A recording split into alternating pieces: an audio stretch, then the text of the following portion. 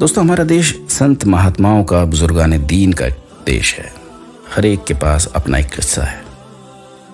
حضرت نظام الدین اولیاء رحمۃ اللہ علیہ اکثر ایک جملہ کہا کرتے تھے کہ ہم سے تو وہ دھوبی کا بیٹا ہی خوش نصیب نکلا، ہم سے تو اتنا بھی نہ ہو سکا، پھر گش کھا کر گر جاتے۔ ایک دن ان کے مریدوں نے پوچھ لیا کہ حضرت، یہ دھوبی کے بیٹے والا ماجرا کیا ہے؟ آپ نے فرمایا، ایک دھوبی کے پاس محل میں کپڑے دھلنے آیا کرتے تھے، اور وہ میاں بیوی کپڑے دھو کر بڑے ہی کرینے سے انہیں تہہ کر کے واپس محل پہنچا دیا کرتے تھے۔ ان کا ایک بیٹا تھا جو جوان ہوا تو کپڑے دھونے میں والدین کا ہاتھ بٹانے لگا، یعنی ماں باپ کا ہاتھ بٹانے لگا۔ کپڑوں میں شہزادی کے کپڑے بھی تھے، جن کو دھوتے دھوتے وہ شہزادی کے نادیدار عشق میں مبتلا ہو گیا۔ محبت کے اس جذبے کے جاگ جانے کے بعد اس کے تیور تبدیل ہو گئے۔ وہ شہزادی کے کپڑے الگ کرتا، انہیں بہت ہی خوبی کے ساتھ بہت ہی اچھی طرح سے دھوتا، انہیں بعد میں خاص نرالے انداز میں تہہ کر کے رکھتا۔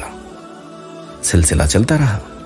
آخر والدہ نے اس تبدیلی کو نوٹس کیا، دھوبی کے کان میں خسر پسر کی کہ لگتا ہے یہ سارے خاندان کو ختم کروائے گا، یہ تو شہزادی کے عشق میں مبتلا ہو گیا ہے۔ والد نے بیٹے کے کپڑے دھونے پر پابندی لگا دی۔ ادھر جب تک لڑکا محبوب کے زیر اثر محبوب کی کوئی خدمت بجا لاتا تھا، محبت کا بخار نکلتا رہتا تھا، مگر جب وہ اس خدمت سے ہٹا دیا گیا، بیمار پڑ گیا، چند دن کے بعد فوت ہو گیا، یعنی مر گیا۔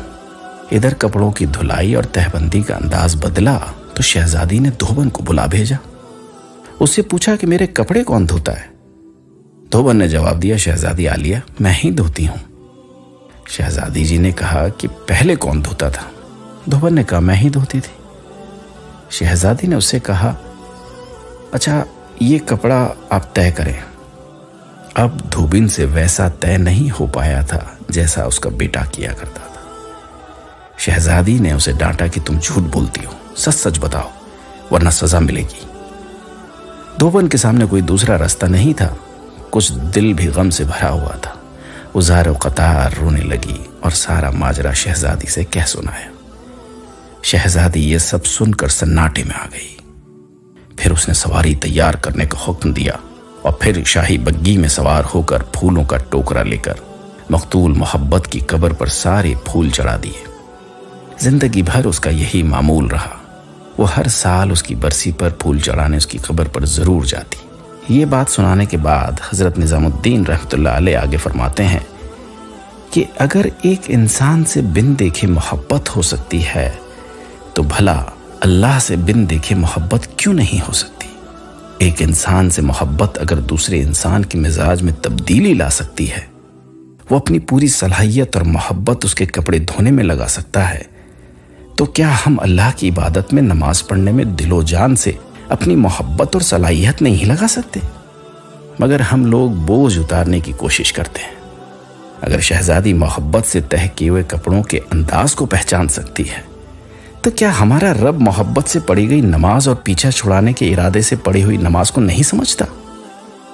حضرت نظام الدین رحمۃ اللہ علیہ آگے فرماتے ہیں، وہ دھوبی کا بچہ اس وجہ سے کامیاب ہے کہ اس کی محبت کو قبول کر لیا گیا، جبکہ ہمارے انجام کا کوئی پتہ نہیں قبول ہوگی یا منہ پر مار دی جائے گی۔ اللہ جس طرح ایمان، نماز، روزہ کا مطالبہ کرتا ہے، اسی طرح محبت کا بھی تقاضا کرتا ہے، جو کوئی مستحب نہیں فرض ہے، مگر ہم غافل ہیں۔ پھر فرماتے ہیں، اللہ کی قسم اگر یہ نماز نہ ہوتی تو اللہ سے محبت کرنے والوں کے دل اس طرح پھٹ جاتے جس طرح دھوبی کے بچے کا دل پھٹ گیا تھا۔ یہ جو لوگ ساری ساری رات نمازیں پڑھتے رہتے ہیں، ایسے ہی نہیں پڑھی جاتی، کوئی جذبہ ہے جو انہیں پوری پوری رات اللہ کے سامنے کھڑا رکھتا ہے۔ اللہ تبارک و تعالی ہم سب کو اخلاص کے ساتھ عبادت کرنے والا بنائے۔